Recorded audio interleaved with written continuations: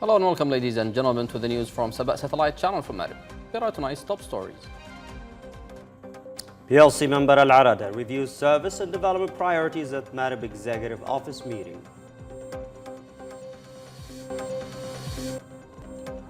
Prime Minister and Interior Minister bid farewell to U.S. Ambassador. Review bilateral relations. UN Security Council renews call for release of detained United Nations detained by Houthis.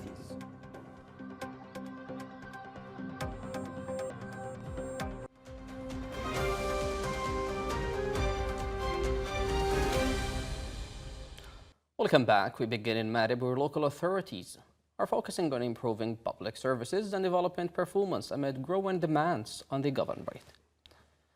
Member of the Presidential Leadership Council, Marib Governor Sultan Al Arada chaired the governorate's regular executive office meeting to review performance and progress across key sectors. Al Arada stressed the need to improve institutional efficiency, strengthen coordination among government entities, and maintain effective service delivery. He called on local authorities to accelerate project implementation and improve responses to citizens' needs.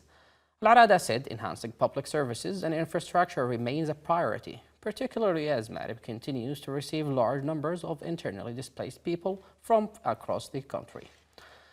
The meeting also reviewed reports on performance indicators, achievement levels, and challenges facing executive offices, with discussions focusing on ways to improve service delivery and development outcomes. Meanwhile, as Yemen's cooperation with international partners remains a key focus of government efforts, Prime Minister Sheikh Zayed received outgoing U.S. Ambassador Stephen Fagan to review bilateral relations and ongoing cooperation. Zayed expressed appreciation for the ambassador's efforts during his diplomatic mission, highlighting his role in strengthening ties between the two countries.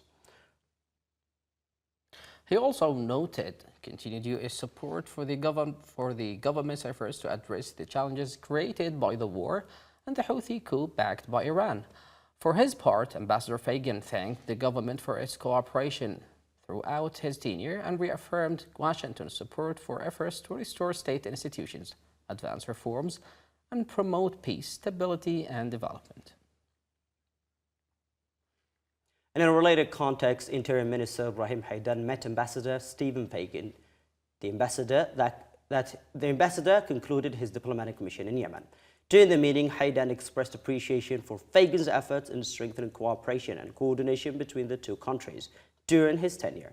For his part, Ambassador Fagan commended the Ministry of Interior efforts to support security and stability and thanked the Ministry for the cooperation and facilitation provided throughout the mission.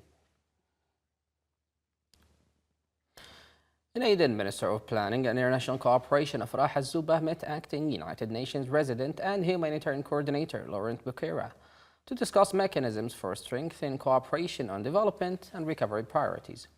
The meeting reviewed preparations for a new cooperation framework between Yemen and the United Nations, as well as ways to improve coordination and development and humanitarian programs.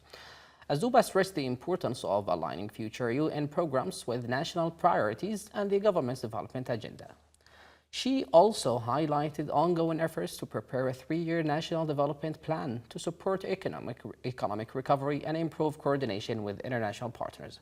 Both sides agreed to continue consultations and enhance cooperation in support of sustainable development goals.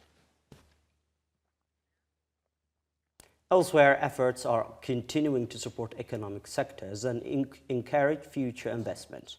Culture and Tourism Minister Muti' Dammaj met the President of Arab Tourism Organization Bandar Al-Fahd to discuss cooperation to support develop Yemen's tourism sector. The talks focused on benefiting from the organization's expertise in tourism infrastructure, workforce training, and and the transformation of tourism services. Damaj emphasized the importance of rehabilitating tourism facilities, particularly in Aden, Socotra, and other liberated governorates, to help revive tourism activity and attract investments. For his part, Al Fahd expressed the organization's readiness to support development plans for Yemen's tourism sector and explore opportunities through partnerships with regional and Arab financing institutions. Turning to educational and institutional development, preparations are underway for a new academic year at the Higher Military Academy. Defense Minister Tahar Al-Ugaili chaired a meeting of the Supreme Council of the Higher Military Academy in Aden to review preparations for the 2026-2027 academic year. The council discussed plans to launch studies at the Higher War College and activate the Strategic Studies Center, following the establishment of programs of the National Defense College and the Command and Staff College. Al-Ugaili stressed the importance of maintaining academic standards and ensuring that admission, teaching, and evaluation processes meet institutional requirements. In the health sector, international partners continue to support healthcare services and medical programs across the country. A delegation from the United Nations Population Fund, led by Deputy Representative Mustafa Al-Kanzi, visited the Yemeni Switch Hospital for Motherhood and Childhood and Al-Mudaffar Hospital in Taiz. The delegation reviewed healthcare services, operational needs, and efforts to improve medical care at both facilities. Health officials outlined the hospital services and challenges facing the local health sector. The delegation reaffirmed its commitment to supporting health, humanitarian, and development programs in Taiz and strengthening cooperation with local health authorities.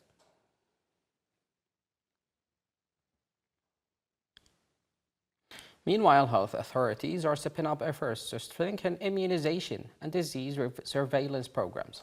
Deputy Health Minister Ali Al-Walidi chaired a meeting in Aden with representatives of the World Health Organization and UNICEF to review priority health issues. Discussions focused on immunization activities, preparations for polio vaccination campaigns, disease surveillance mechanisms, vaccine management, responses to dengue fever and diphtheria cases. Al-Walidi stressed the importance of strengthening coordination with international partners to improve early detection and response capabilities and enhance public health preparedness.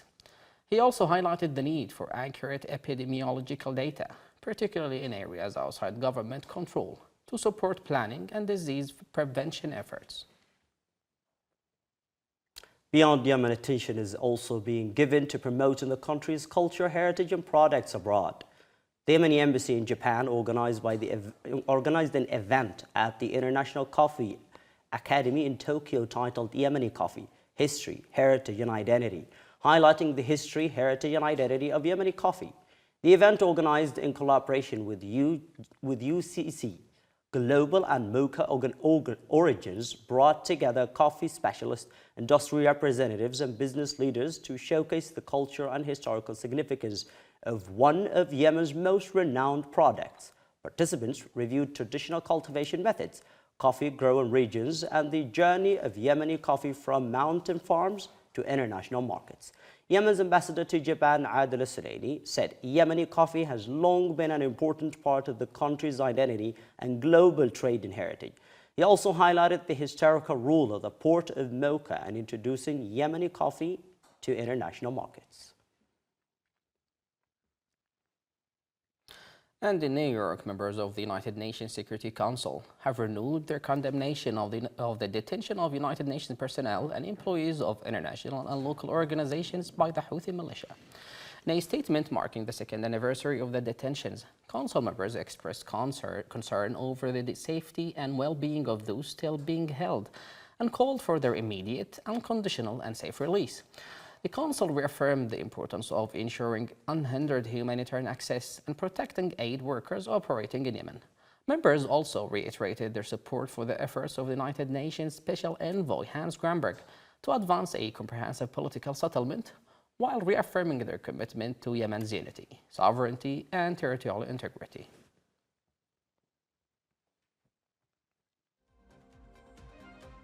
That was the news from SABA Satellite Channel for Marib. Thank you for watching and have a good time. Have a good time.